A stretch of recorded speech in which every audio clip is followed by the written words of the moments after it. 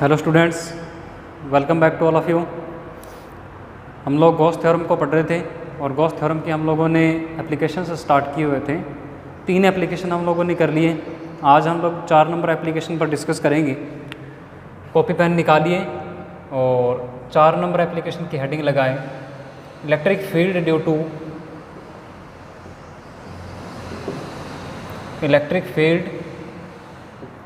To uniformly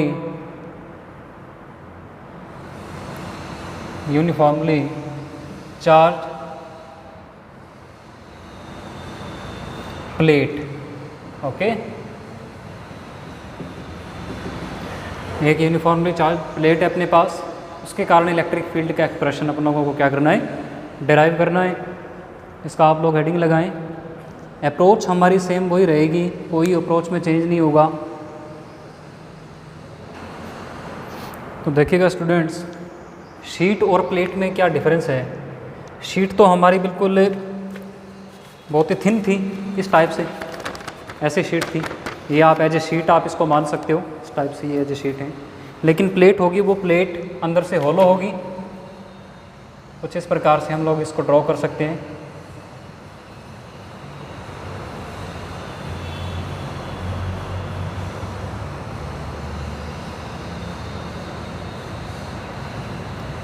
इस प्रकार से कुछ शीट होगी और ये यूनिफॉर्मली पॉजिटिव चार्ज से चार्ज्ड हैं।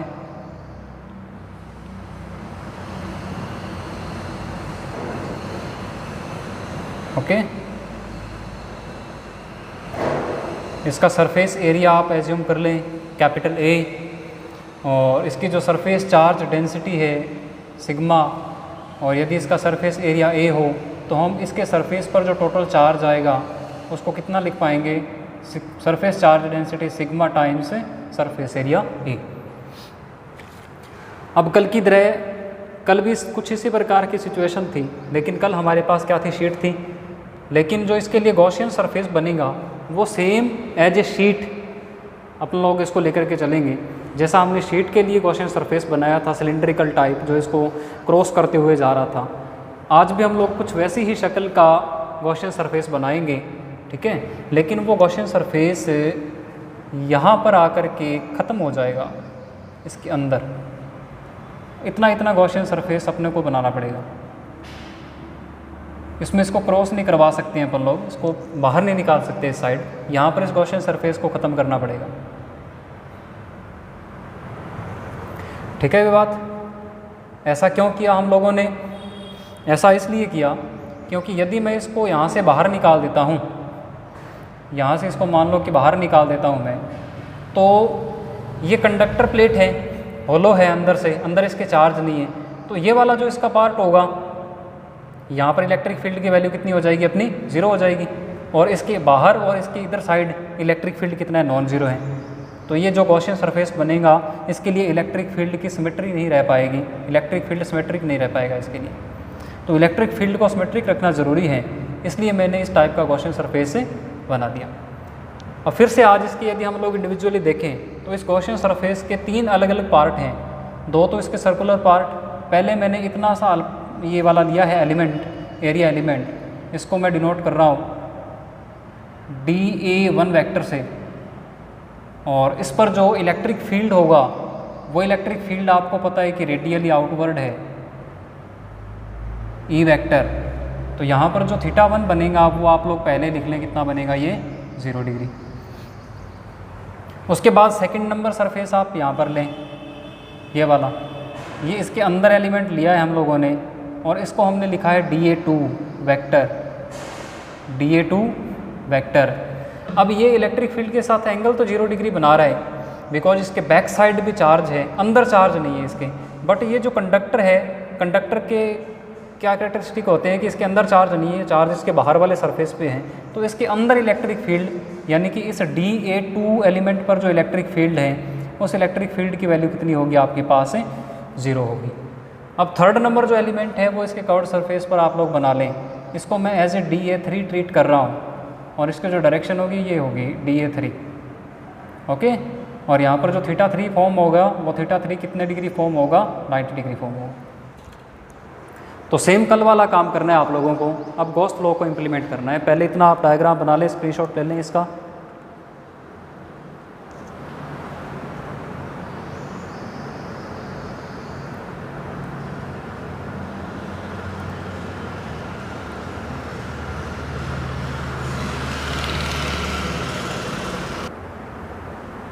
हाँ जी,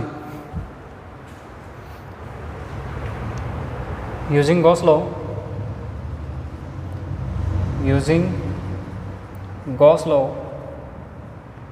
गॉस लॉ में क्या करते हो आप लोग? Close integration of electric field vector over surface area of the Gaussian surface equal to charge enclosed by the Gaussian surface and divided by epsilon naught. अब सेम वही काम करना है। इस इंटीग्रेशन को आप लोग 3 इंडिविजुअल पार्ट्स में डिवाइड करोगे, क्योंकि 3 आपके पास एलिमेंट हैं, तो इसको मैं 3 पार्ट्स में डिवाइड करता हूँ। पहले आएगा ई dA1 और cos θ1, ठीक है भाई। और ये कौन से सरफेस के लिए है? ये नंबर 1 सरफेस के लिए आप इस इंटीग्रेशन के नीचे मेंशन कर सकते हो। अब आप लोग प्लस का साइन लगाएं और इंटीग्रेशन ई dA2 cos θ2 कौन से सरफेस के लिए? सेकंड नंबर सरफेस के लिए, प्लस ई dA3 cos θ3 नंबर 3 सरफेस के लिए, और बराबर होता है Q inside divide epsilon not. आप Q इनसाइड निकालें कि गॉसियन सरफेस के अंदर अंदर कितना चार्ज है। उसके लिए आप लोगों को क्या करना पड़ेगा? इस गॉसियन सरफेस का ये वाला जो सर्कुलर टोटल एरिया है, ये सर्कुलर टोटल एरिया है, इसको आप लोग एज्यूम कर लें dA। यदि इसके सर्कल का एरिया dA है, तो क्योंकि जो चार्ज होगा वो इसके सर्कल जितने एरिया में होगा, जितना इसका सर्कुलर एरिया है उतने में चार्ज होगा। जैसा कि आप इसमें मैंने आपको कल बताया था। ये सेम मैं दोबारा इसको बना लेता हूँ।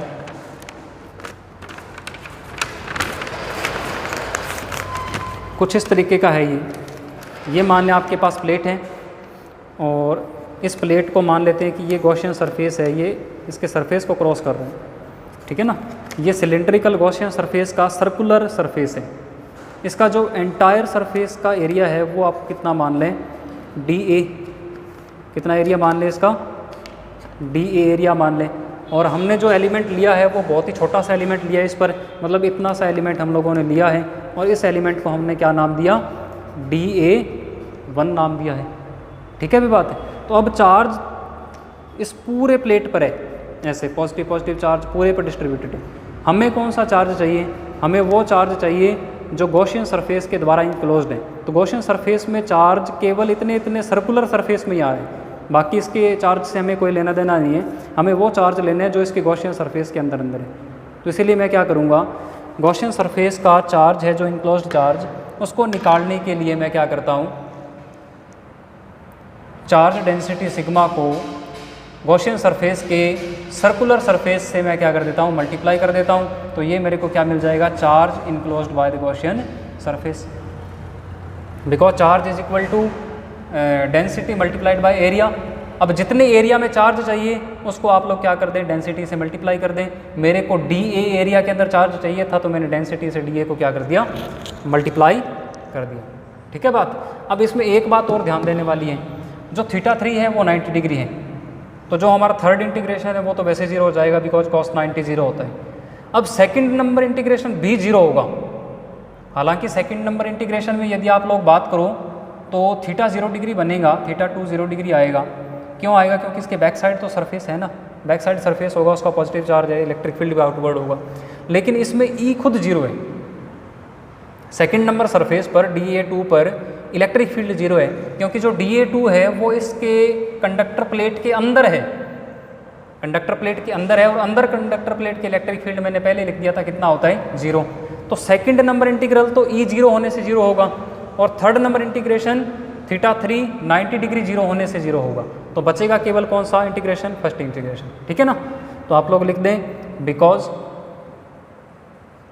θ3 is equal to 90 degree, then third integration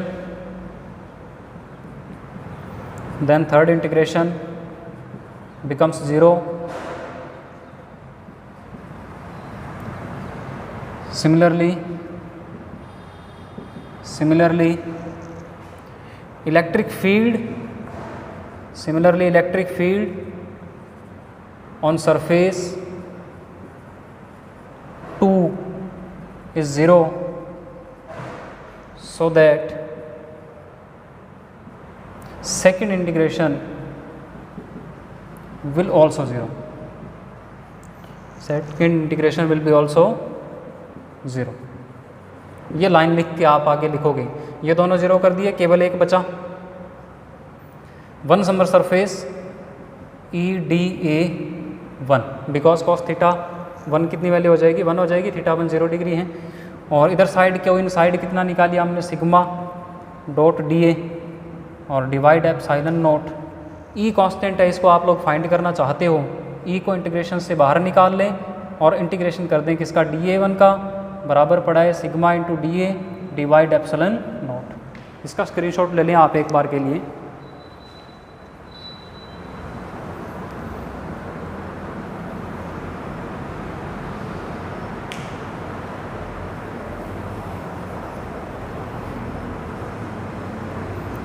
इसका आप लोग स्क्रीनशॉट ले लें।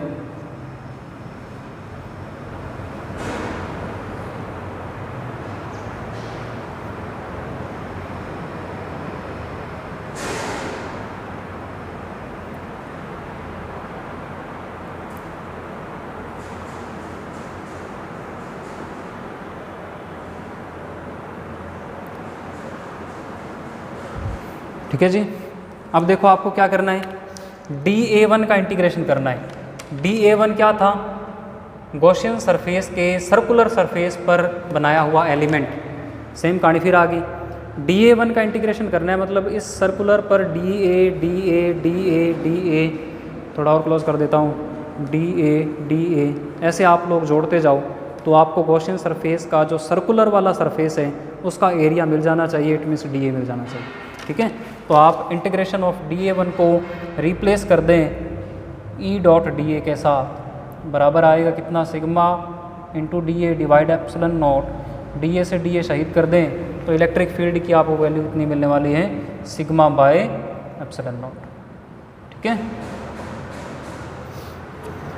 तो क्या आप रिलेशन फाइंड कर सकते हो प्लेट और शीट के इलेक्ट्रिक फील्ड में, इसको आप लोग नोट कर लें एक बार। यदि आप इसकी वेक्टर फॉर्म इसकी बनाना चाहो तो जैसा आप लोग कल देखते हो, वेक्टर फॉर्म में आप लोग E vector equal to sigma epsilon naught और आप इसके साथ n कैप को मल्टीप्लाई कर दोगे। Here n cap is the unit vector along the electric field.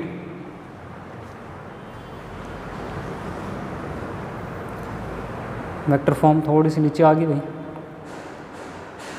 Vector form note कर लें आप।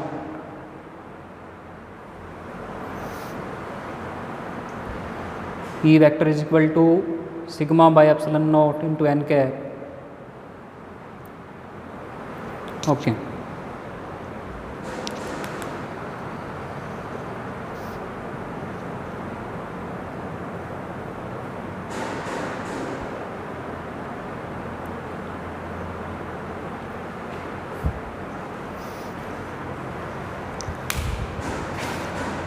अब यदि हम लोग बात करें कल जैसा हमने किया था electric field due to infinite long charge sheet, उसका जो हमने एक्सप्रेशन निकाला था, electric field due to sheet, ये आपने कितना निकाला था, ये निकाला था sigma by 2 epsilon naught, sigma by 2 epsilon naught. ठीक है, ये शीट के लिए था। और आज हमने जो इलेक्ट्रिक फील्ड निकाला है वो प्लेट के लिए निकाला है। फॉर प्लेट ये आपने इलेक्ट्रिक फील्ड निकाला E plate equal to sigma by epsilon naught. तो दोनों में क्या रिलेशन निकला, दोनों में रिलेशन ये है कि शीट का जो इलेक्ट्रिक फील्ड होता है, शीट का जो इलेक्ट्रिक फील्ड होता है वो प्लेट की कंपैरिजन में आधा होता है। ठीक है, प्लेट की कंपैरिजन में क्या होता है, वो आधा होता है। इट मीन्स यदि आपको प्लेट का इलेक्ट्रिक फील्ड फाइंड करना है तो आप लोग क्या करोगे, शीट वाले इलेक्ट्रिक फील्ड को 2 से मल्टीप्लाई कर दोगे। तो आप लोग रिलेशन क्या फाइंड करोगे इसमें, जो प्लेट का इलेक्ट्रिक फील्ड है वो होता है ट्वाइस ऑफ शीट का इलेक्ट्रिक फील्ड। ठीक है, ये दोनों में रिलेशन है, ये दोनों में क्या चीज़ है, रिलेशन है। और दोनों में एक सिमिलैरिटी भी है। सिमिलैरिटी दोनों में क्या है, सिमिलैरिटी दोनों में ये है कि दोनों का जो इलेक्ट्रिक फील्ड है, दोनों का जो इलेक्ट्रिक फील्ड है ई शीट एंड ई प्लेट, ये डिपेंड करता है surface charge density of the plate and sheet.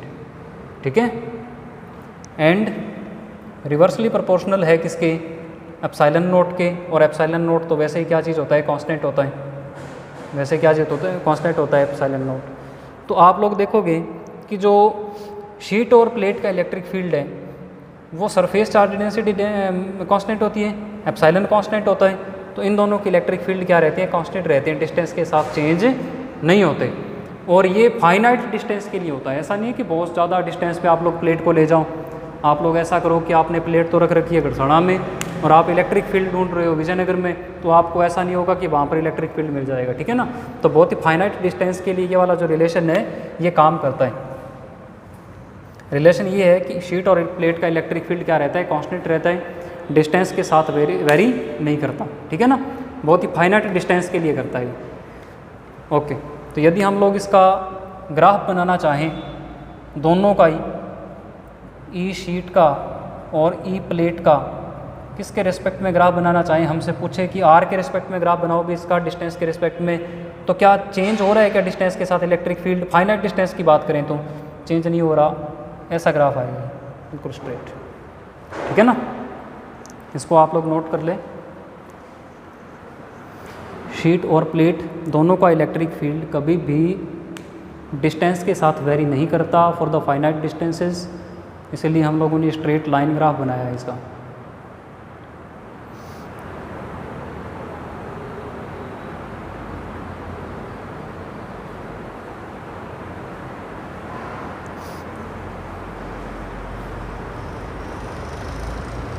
ठीक है जी, 4 नंबर हमारा एप्लीकेशन क्या हो गया, कंप्लीट हो गया।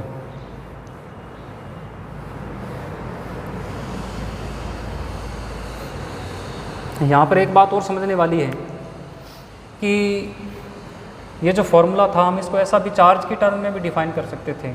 सिग्मा क्या चीज़ होता है, क्यू अपॉन में ए होता है, तो क्यू अपॉन में A epsilon not electric field भी आता है इसका। ये भी फार्मूला इसका सही है, चार्ज की टर्म में ये फार्मूला है।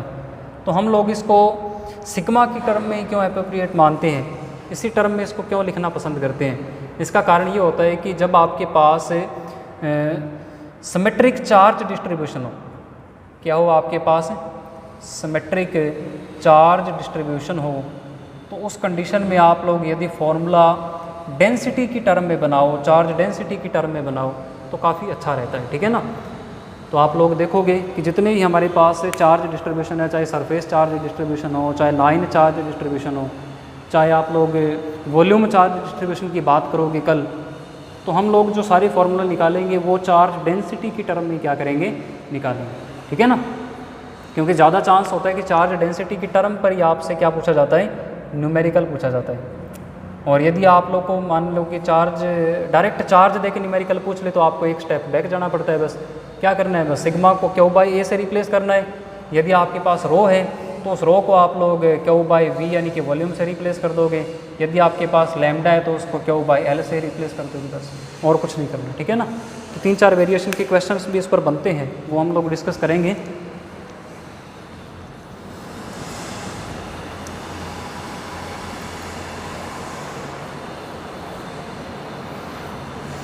इसका आप लोग स्क्रीनशॉट ले लो। और इस सैटरडे भाई सबकी कॉपी आनी चाहिए। बहुत बार आपको कह दिया, लेकिन किसी के भी कानों पर जूं नहीं सरक रही, कोई भी कॉपी नहीं भेज रहा, तो फिर ऐसा करवाने का कोई फ़ायदा नहीं है भाई।